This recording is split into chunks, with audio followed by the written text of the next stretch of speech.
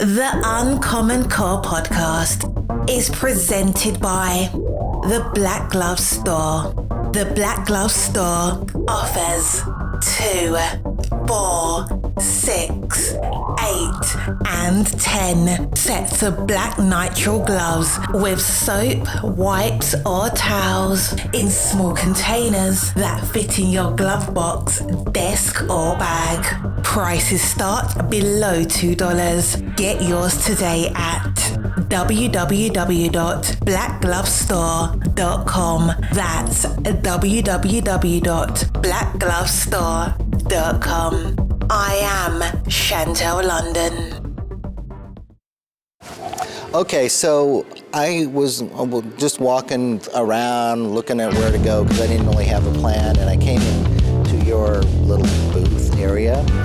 And the first thing I saw was this car I completely forgot about, and it was like a dream that you haven't had in 20, 30 years, and it was that little Tiger over there.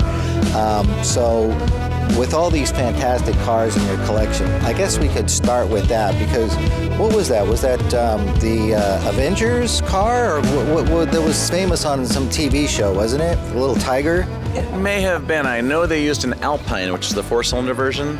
They used that in one of the early James Bond movies. Okay. Maybe I was thinking about that, but I do remember the Tiger as being, as a little kid, it was like I first started noticing cool sports cars and fell in love with them because of that car. You're listening to the UnCommonCore podcast with your host Thomas Howell.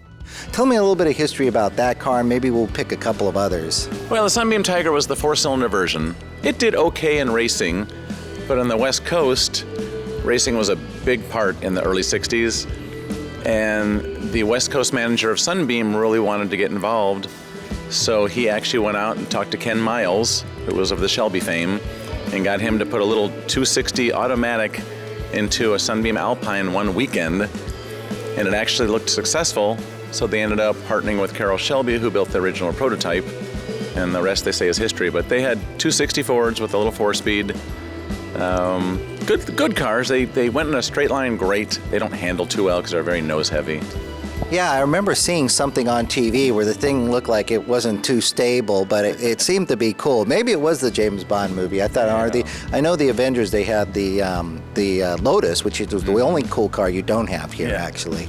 And then next to that, you have a couple of other cars. You've got the Triumph Herald. We've got a Sunbeam. You got the Triumph. Oh, okay. It's the Sunbeam. I thought that was a Triumph from here. 4-cylinder version. Okay. Then we have a Cobra, which everyone knows the history of the Cobras. Well, the Triumph is pretty cool, too. Is that a TR3 or TR3? They called it a Triumph Herald. Okay. So it was more of a family sedan because it seats 4 people. Oh, okay. And, but I mean, we just have quite a few eclectic cars. The Carmagia you see over there, it was actually called a Type 34. It was only built in Europe, never imported to the United States. Oh. So that one was brought over by a serviceman. The Volvo, those were good, solid cars.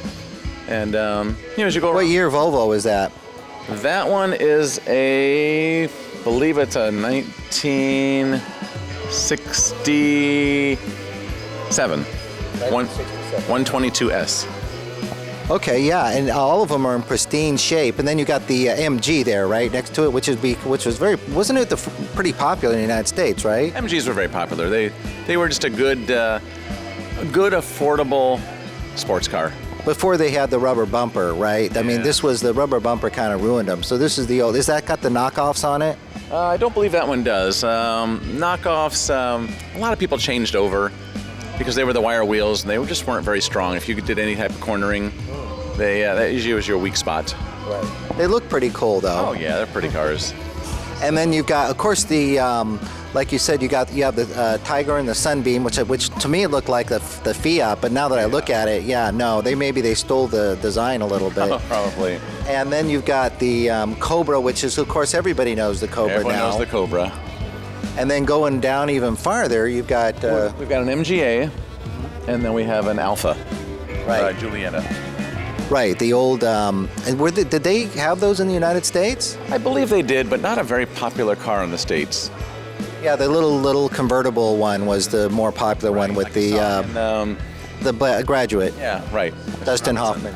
That's right. And then going back around into the middle, you've got... Got a Porsche 912, which was actually the entry-level 4-cylinder versus the 6-cylinder. That was the one that everybody in high school used to buy and then brag about it. And they said, oh, you got a 912, you idiot. That's right. Yeah, but now the 912s command good money. Oh, I bet, yeah. They so do. smart investment if you could keep them. Right. Next to it, we have a 2002 BMW. Behind that, a 21-window Volkswagen bus. Oh, wow, yeah, that's cool. Well, now 21 windows, would they... What, They have a 21 window and a 23 window. So the difference is the corner windows in the very back. Difference between those two windows is about $20,000 for a prime example. Yes. And so it's just the extra space. It's just two pieces of glass. Because when they went to the 21 window, they widened the rear hatch, so they had to delete those corner windows. Huh, interesting. But a pristine example is still $150,000. Wow. Or more. And then you go back behind that, and you got the old Volkswagen Bug. Is that what year is that? Is that a 70 or 69? Volkswagen Bug, all restored. We have a Volkswagen bus, but just what they call an 11 window, the two-tone green one. We have two Karmann Ghias. One is bone stock, and the other one is kind of a rat rod. It's rusty, it's lowered, it's got Porsche wheels on it, big engine. Go around the room, we've got a 67. Yeah, the Karmann Ghias, people kind of, I guess they were cheap enough, and that was kind of the problem of these kind of cars, is they were cheap enough that people bought them and they kind of screwed them up. They kind of bastardized them. They did, because you could pick them up.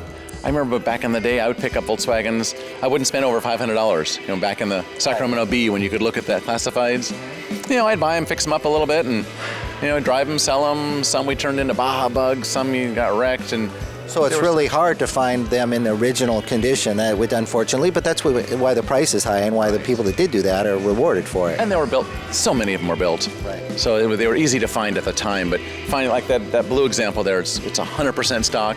Those are getting really hard to find nowadays. Yeah, it was like they're like the dodo bird or something. Everybody thought they would never disappear, and they're gone now. That's right. So then coming around, we've got a 67 Volkswagen Bug convertible, a Renault Caravelle. Very obscure car. I've never seen one besides this example here. Well, they were rally cars, kind of, though, weren't they? Yes. So it's a rally car. Weren't built in big production numbers. And next to it, we have the iconic Jaguar XKE. Yeah, the one with the really super long, 12-cylinder, but it's a super long, cartoony-looking hood. Yes. And original owner on this car, he says he bought it because it had an automatic transmission and air conditioning. He didn't care about the engine, the color, anything else. He bought it for the transmission and the air conditioning.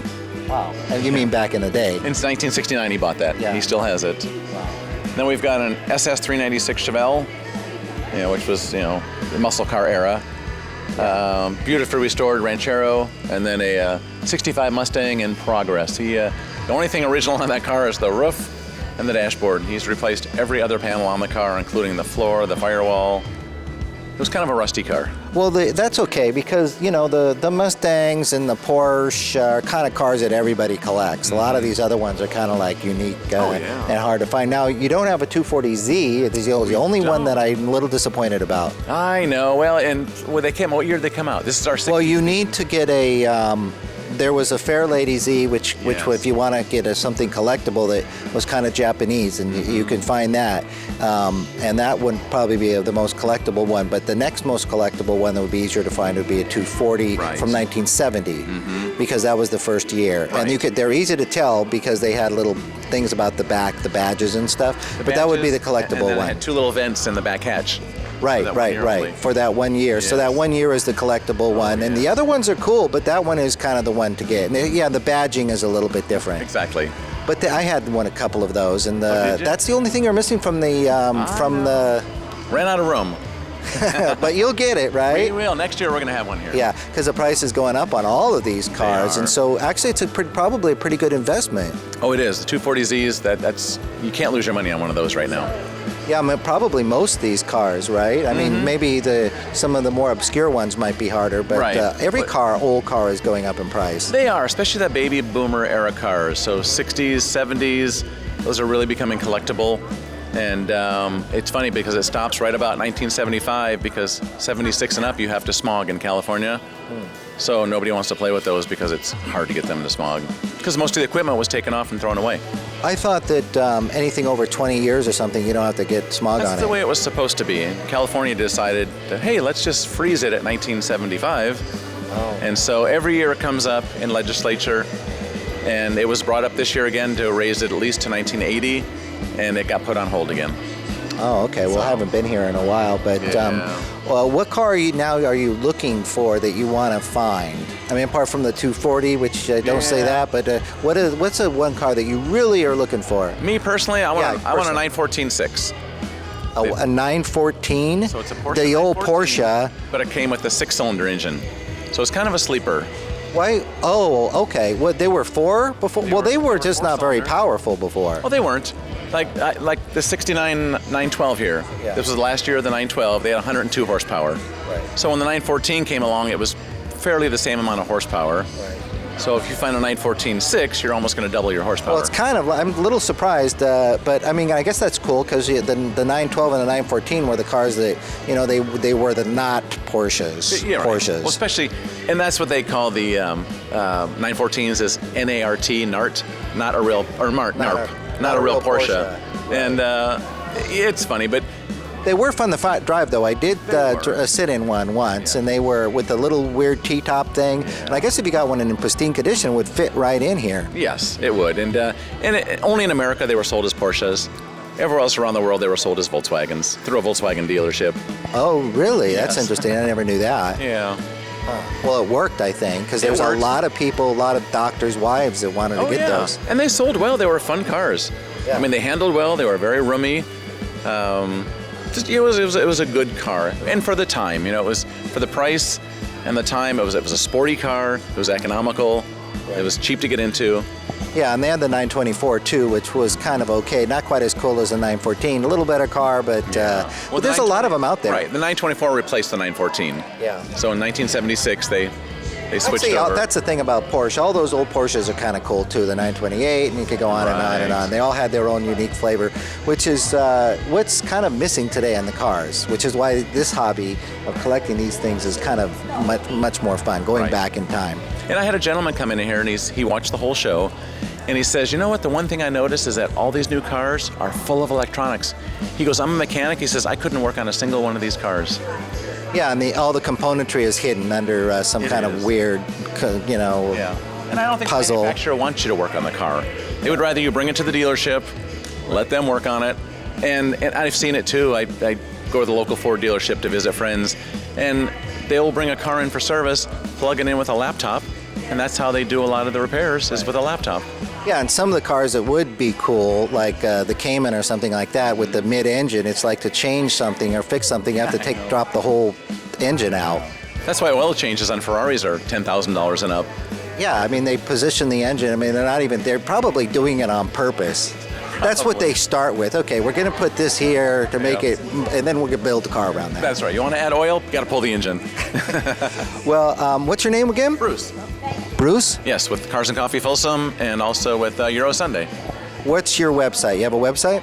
It's carsandcoffeefolsom.com, or our Facebook page is Cars and Coffee Folsom. Cars and Coffee Folsom. And there's pictures of all your cars and all that kind of stuff? Yes, we meet every Saturday in Folsom. We get about 300 cars every week. They're pretty cool too. Thanks a lot. Good talking to you. Thanks. Bye-bye.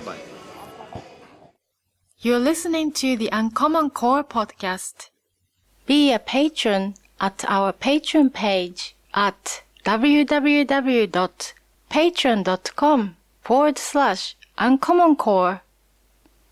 And if you would like to see Tom and Q cross the country in a van, you can find 10-minute videos of the trip at www.goingyonder.com. GOINYONDER.com. Okay, so we're in another room here at the Sacramento Auto Show, and it's the old cars. Well, this is cars owned by people of the Horseless Carriage Club, local Northern California regional group. It goes from 1908, the Rambler, to 1924, Dodge Brothers. There's a Model T, an Overland, a Nash, an Elgin, which was built in California in 1915. This Model T Speedster, the owner built it when he was in high school, and when he and his wife on their honeymoon went to Alaska, they ferried it up on a ferry boat with a teardrop trailer and then drove it back to the U.S. Well, I'm wondering, what's the process of getting yourself a car like this? Do you have to find it and rebuild it, or are there places you can buy the car that's been completely restored?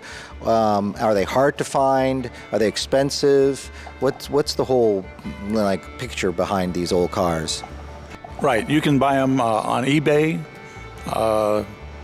They have old cars for sale. The Horseless Carriage Club has a website, and they have pictures and lists of cars. Probably hcca.org, Horseless Carriage Club. There's a local Dodge Brothers group. A lot of these different manufacturers, like the Nash, there's a Nash Car Club, Overland, Willie's Overland Night. So do people still dig them out of some old farm and restore them as well? Yes, there's still barn finds, some in very good condition, some in rust. Some people take a pile of rust and make it look as good or better than what came out of the manufacturer. The range of cars in here, the Elgin, which was built in Sacramento, is 1915. The fellow just sold it for $20,000. I have no idea what the value is on the other ones. The Dodge, I would sell it for probably $11,000, which is probably a low ball. To get into the hobby, you can buy Model Ts and Model As for under $10,000. Wow, well I'm surprised about that. And they have historic plates on them, so you could drive them on the street or something, is that right? Right, you have to get it, through the DMV. The DMV has to, license it. Some of the plates actually came with the car. You can buy plates, they're getting to be more expensive. What tends to be the type of car that brings people into the hobby? Is there a car that tends to be more popular amongst hobbyists than any other? I don't think there's really a car that's more popular. The one that's probably more common is a Model T or a Model A. You can buy parts and build a car complete from parts for both Model A's and Model T's. There's a place in Rancho Cordova that sells Model T and Model A parts. And I think, and now you also have companies that make the wheels brand new, right? Old classic wheels and stuff. Correct. The wooden spoke wheels, there's a fellow up in Sonora that makes wheels. Costs about $250 per wheel. There's Model A's and Model T's that have the metal spoke wheels. They're easier to maintain, but if you buy one, make sure that it hasn't rusted through. Right. And what about the horsepower on some of these things? What's it start at, and what does it go up to? Most of these are either 2 or 4-cylinder cars. All of these, except for the Rambler, are probably 4-cylinder cars. Horsepower, the Overland is probably 25 to 30. The Model Ts are in the 20 to 25 horsepower. Well, it seems like it's pretty cool, especially I thought they were much more expensive. I guess I'm thinking of the Excalibur kind of things, or the Rambler looks expensive too. Yeah, the Rambler is more expensive. It's a brass car. Brass cars are cars pretty much before 1914, 1915 and earlier. After that, it was referred to as nickel cars through 1928, 29.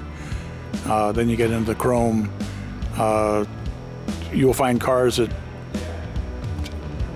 the $5,000 to $500,000. Right, chrome cars. What do you have? What's your car? Do you have one? 1924 Dodge Brothers. I bought it to go on the Lincoln Highway Centennial in 2013. This was the first dedicated highway from coast to coast, was the Lincoln Highway. And what's your name again? My name is Frank Squire. I live here locally in Sacramento. And what's your name? I'm Diana Squire. Okay, you're his wife. So do you have your own car? No. I mean, your own old car. No, I like Sally's. That's what we call the Dodge. We like to take her out for a ride, and she goes really comfortably about. Which one is that? The second car in the Dodge, the one with The one with the, yeah, it's got the back seat, and it's got like the big cover convertible. Yeah, it does have a top. You can put it up, and we do have rain curtains in case you have inclement weather that you can snap on and cover yourself up. Otherwise, because there's no side windows or anything in the car. Wow, how much fun. Do you guys dress up when you go out at the old style? Sometimes, depends. Yeah, well, it's a lot of fun. You got people coming in here now that probably want to talk to you. So thank you very much for your time and having one of the cooler displays out here. Thanks a lot. Thank you. Okay. You're listening to the UnCommonCore podcast. This is that room that they have something like this. I do it in New York, and they have something in New York where the exotic cars are represented by a dealership. You have to make a special appointment. And this is even better than the collections in New York because you have older cars, quite a wide variety of cars. So what is Euro Sunday? So Euro Sunday is a group that meets once a month on a Sunday at a different location of any particular car you want to bring. It doesn't matter. You can bring whatever you want. Most of them are higher end European cars, old and new. It's like a club, but it's a free club. It's a free car show once a month on a Sunday. Well, that's good. I like that because with my podcast, I want to do whatever I want sometimes too. So bringing whatever car you want and just having a nice Sunday drive, is that the idea? Well, that can happen afterwards, but typically it's just like an impromptu scheduled car show. So you don't know who's going to be there, and it can range from anywhere from 50 to 400 cars. It all depends on the venue and how well it's promoted.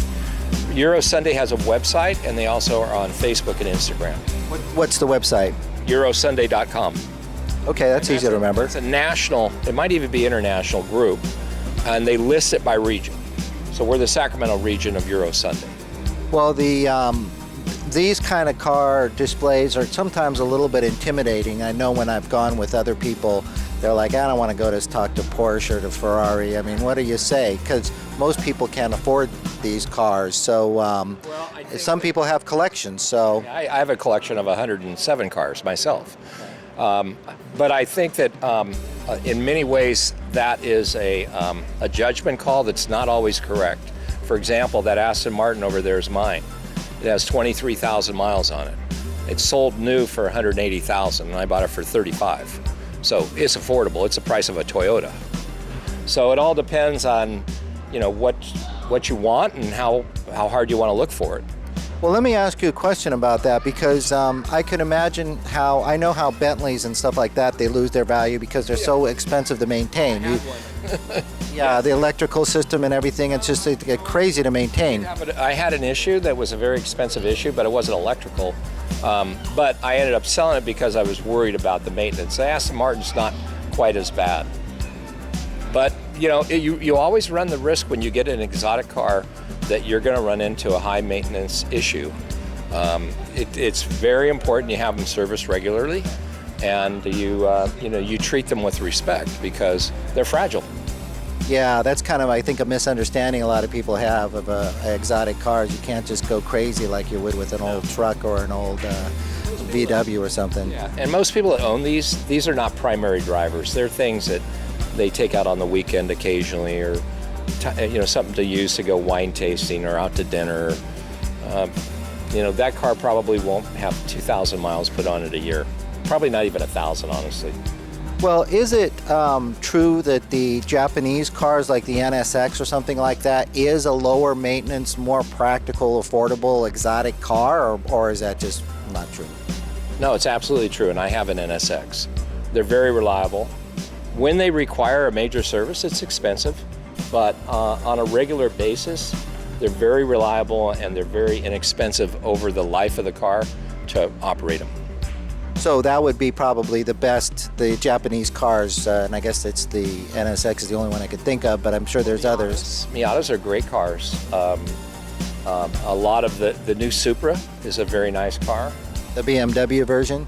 Yes, Yeah, well, I guess that's it. I always talk, every time I talk about the Miata, that's what I used to own myself. And you have 4. Which models do you like? I have, well, the best one, my favorite one is a 99 NB. It's a very good car. But I also have a spec Miata race car, and I have the very rare Speed Edition, which was a turbocharged 6-speed. Yeah, 2004? Yeah, 2004, yep. And then I have one that's just a beater car, that I can just take anywhere I want, and they're so reliable and so much fun to drive. Yeah, the 99 was right before they changed the body style, right? They got rid of the pop-up headlights. Yeah, correct. And do you, how is that car? Do you like that compared to the newer version, or? They're different. And the newer version that I have is a turbo, so it's way different. It's way more powerful, but it's very rare and it's hard to find, and they're expensive for a Miata. Well, they say the 2004 is very similar as far as weight and power to the brand new 2018-19 versions. Exactly. It's almost the same horsepower. Yeah. So but it doesn't have the kind of the updated Cobra-ish styling. And the updated styling. Yeah, it's more of what it was intended to be, which was a modern version of the Lotus Elan from the 60s. Ordering and handling are great. Yeah, one of the things I liked about the old cars, I talk about the 240Zs and some of the other cars like you have the old Vipers and you have all these old exotic cars, the Lotuses. What was that one? It was named after a band. I forgot what it was. But there's been some pretty rare old cars, and the value has gone way up. Is that one of the things you do when you collect cars, is you look for old cars that are going to increase in value? Yeah, absolutely. That's what I do. Mm-hmm. Pantera, that's the one I was thinking of. Yeah. Those weren't worth much for a while. But now they are. Well, the market on that's kind of like a roller coaster. It has its highs and its lows, and right now they're still pretty affordable. They're under $100,000, which if you look at like some of the Ferraris and things like that are here, the Pantera matches up to them very well, but it's a lot less expensive, and it's Ford. So when it comes time to repairing them, it's a lot less expensive to repair them. So what made you? Okay, so give me your name one more time. My name is Scott Campbell. And your name? Wendy. And you guys, do you have a website? We do. It's RetroluxVintageTrailers.com. RetroluxVintageTrailers.com. Okay, and so I'm standing here and I have in the middle of a couple of smaller trailers. Is this kind of the type of trailer that you do, the smaller ones, or do you do everything? We do everything. The ones that we have on display here today, this one behind me is a 60 Bulls Arrow. It's a Zenith. And the other one's a 54 Ideal. They're Can-Tam trailers. We do a lot of those, but we also do Airstream. We do Silver Streak. And the Spartans and other early brands from the 60s, 50s. Now, is this, I know that there's the tiny house thing, and there's kind of like this economic living thing, but I'm not sure that has anything to do with this. Is this becoming more popular because of that, or is this a separate niche from all those people? It's separate. The tiny house movement is doing well, but the trailers are completely different. They're built different. They have a different feel. This more appeals to, I'd say, the baby boomers and folks who had fond memories growing up camping with their families in these older style trailers, and that's pretty much the basis for the interest and the love that people have for these things. Yeah, I think this is kind of like a high style or people reflective or reminisce about some of the old days, and it's all integrated. It's not so much practical, but it's unique, and it's a lot of style involved in it. Why did you get into it? Well, I love camping. I just got tired of tent camping and wanted something with a little more convenience for sleeping and changing clothes and a few more comforts. But why this particular type of old retro camper? I was taken with the designs of them. I would see them from time to time prior to going into the business, and they'd always catch my eye. I like the color, I like the style, and that's what spurred my interest on. Yeah, I guess that's what I was trying to say, because it's just the coolness factor of them. What about you? What got you into it? Well, we we started off with just one. It was called a Field and Stream, and that got us started. My husband used to work on mobile homes right out of high school, and you're preserving a little bit of history each one that you rebuild, and we really like that part of it too, because otherwise these just rot away in people's fields and nobody gets to see them and enjoy them. Well, is this something that you would buy complete, or is this something that people have restored primarily? Well, currently we're doing both. We have customers who bring their trailers to us and we restore them. We would prefer to build our own units and sell them as complete finished units, and we oftentimes will get them done to a point where a customer can take it to the next level by adding their own upholstery, color, paint scheme, whatever. So you do have some brand new ones. If someone want to look at your website, they'd be able to find complete ones? Well, you're looking at them right here too. They usually don't last long. Once we get one done and put up for sale, it's usually sold within a few weeks, and we're always turning them over, and you'll still see more. I also post on Instagram and Facebook, and a lot of times I do that for the benefit of our customers who follow us. We're following their builds, as well as promoting interest for what we do. And you mentioned actually it lasting because people buy them, but how long do they last? I mean, if someone bought some of these, would they last 20 years or 10 years, or how's the durability on some of these older trailers?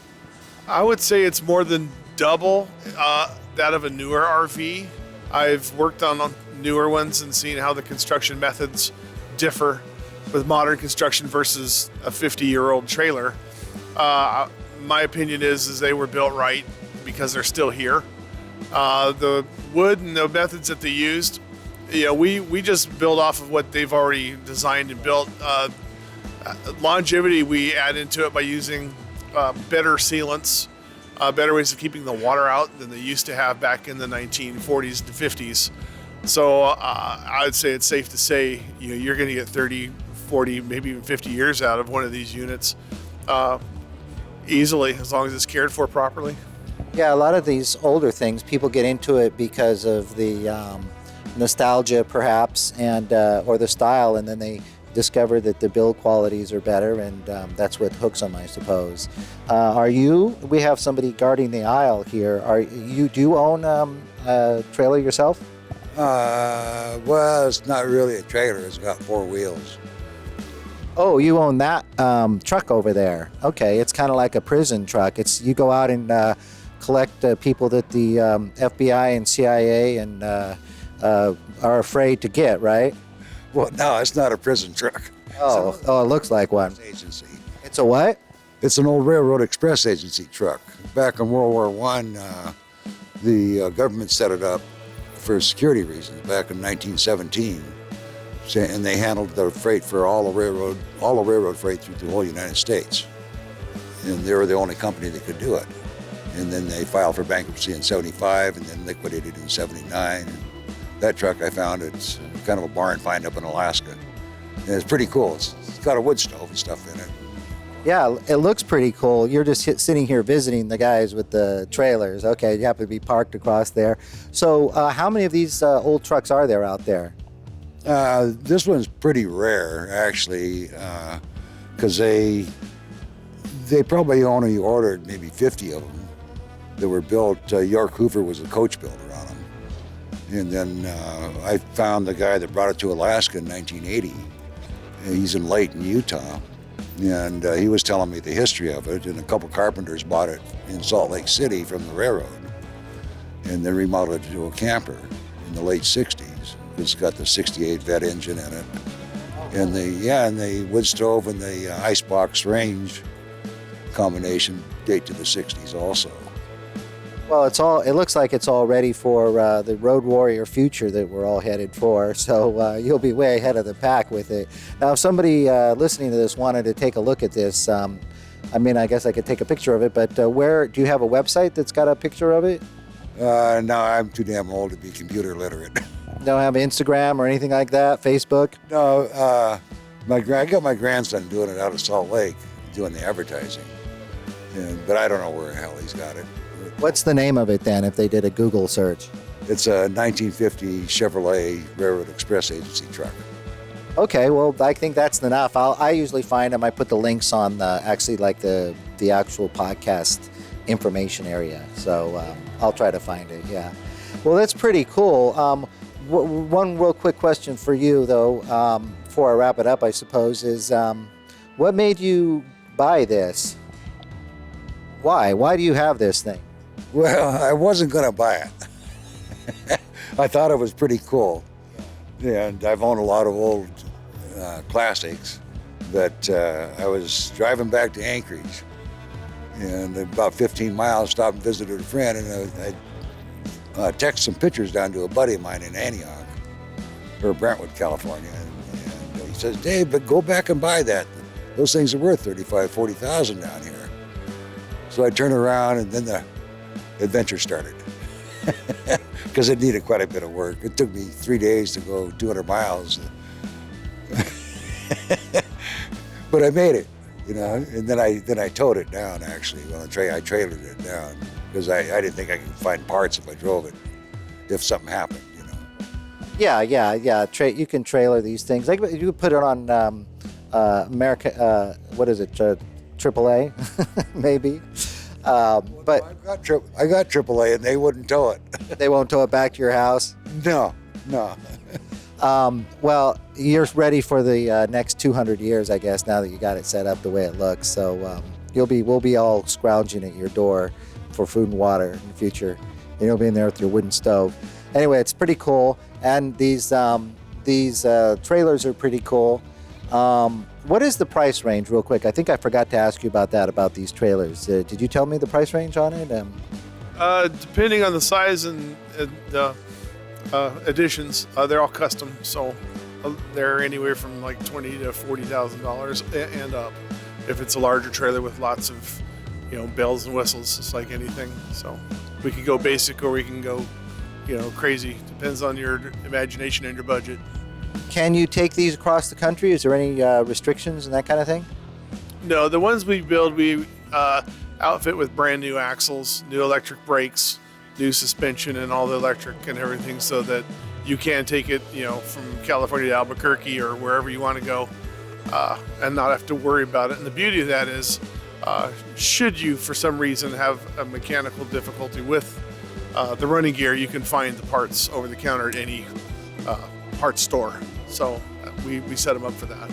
Oh, so you can get them parts in Tucumcari if you needed to? Yes. Okay. All right. Well, anyway, these are a lot of fun, and I'm glad you came here to the auto show in Sacramento. Do you come here every year? Well, this is my first year here, but I would like to attend next year. Yeah, try to come down to New York City. I mean, they need something like this. I mean, it's very stiff up there, But anyway, I appreciate your time, and your time too. Yeah, the right zombie apocalypse vehicle. So yeah. Yeah, well, I think they would all run away even if you went to Burning Man in that thing. Okay, thanks again, guys. Bye-bye.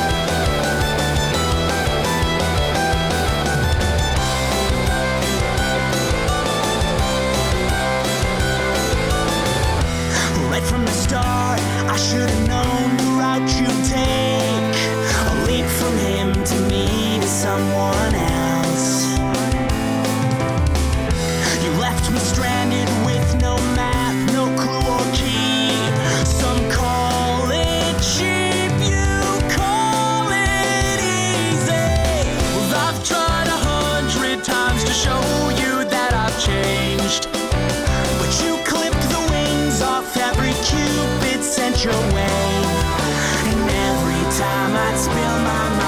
say. Your heart's as big as the ocean, darling. Your soul's as deep as the sea, and it's drowning me. Yeah, you're drowning me. You just gotta go with the motions, honey, and give me room to breathe, so I don't choke.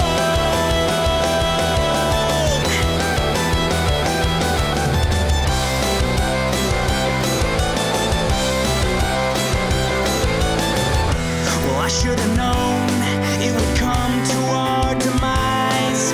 You stitched your own disguise with threaded lies.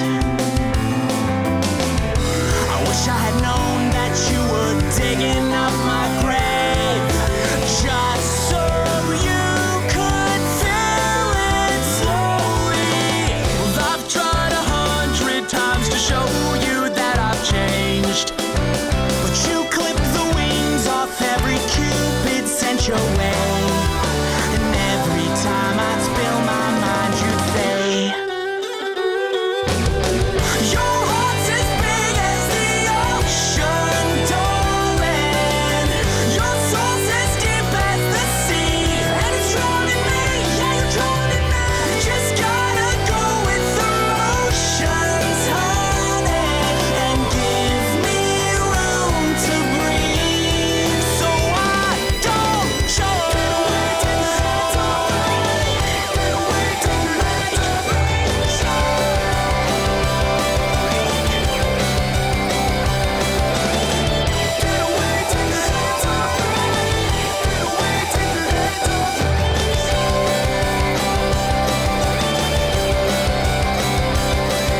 The faster you run and the deeper you'd hide, the harder I try just to keep us alive. The faster you run and the deeper you'd hide, the harder I try just to keep us alive. Well, I know you loved somebody once and they proved you wrong. I know they stole your pride, but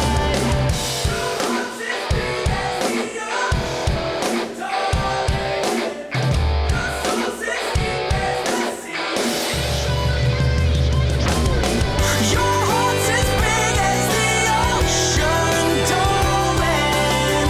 Your soul's as deep as the sea.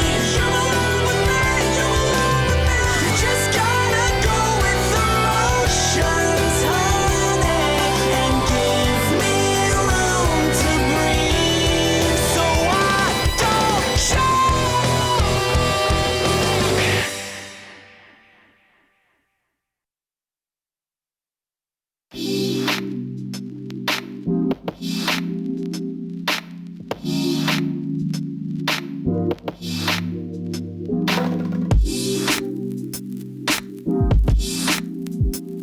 Be a patron at our Patreon page at www.patreon.com/UnCommonCore.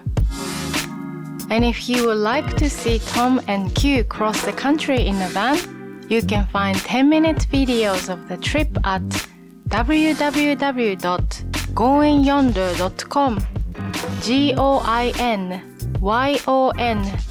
GOINYONDER.com.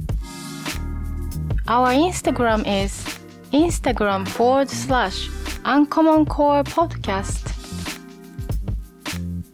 All this and more, including links, pictures, and personal essays, can be found on our webpage at www.uccpodcast.com or uncommoncorepodcast.com.